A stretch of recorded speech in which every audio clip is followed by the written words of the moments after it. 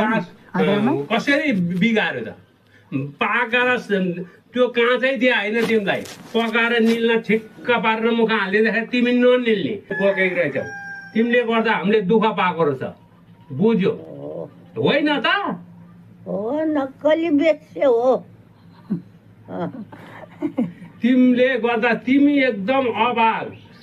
अब मलाई त्यो बुढी तपाईँ जस्तो धेरै छ हजुर मैले गर्दाखेरि त मुर्दाहरूले यसरी दुःख पाए तँलाई दैव हेर त त्यही हो मेरो त्यही भएर मर गाह्रो हुन्छ थाहा छ परिहरू पापी हुन्छ त्यस्तो बोल्ने त बर्दै यहीँ बस्थेँ म भित्र लान्न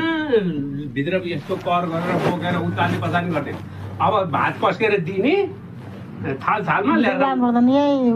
वरिपरि राखिदिने त्यति हो अब भित्र भित्र भित्र भयो भित्र लय बाहिर ल्याउनु चाहिँदैन बाहिर भयो भित्र लानु चाहिँदैन अनि फेरि म एउटा छोराले के गरे गर्नु 10वटा छोरा भातै गरिदिन्छु नि त आमा पनि खिसी गरे अलिकता खिसी गरेर त त्यो मेरो जानेका फुडीहरूले पाइफली धेरै मेरो यस्तो बिजो भइसक्यो म पनि अझ सराप्न छोडिदिनौ त आमा के सरापे थियो अब मरि बेला नि सराप्ने हो खेदो गर्ने फुडी हो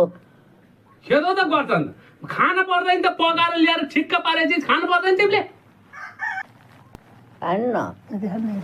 खान्न किन नखानु खान्न म त हँ? खान्न कहाँ जाने त कता जा नखाइकन जानु गइहाल्नु त्यसो भए गइहाल्नु खराब बेच्ने फुडी हो ठुल्ठुलो मान्छे खोज्नु जानु अहिले लौ त हेरु फुडी हो नचलाओ मलाई त्यो खाना ठिक भएको कुरो खान पर्दैन त्यो फाली चिज हो कुनै के गर्नु हो बेच्ने हो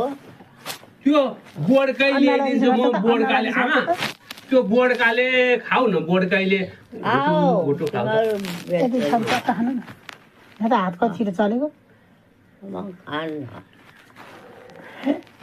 संसार जस्तो भयो त्यो खाओ गतिला मान्छे हो केजीमा हाल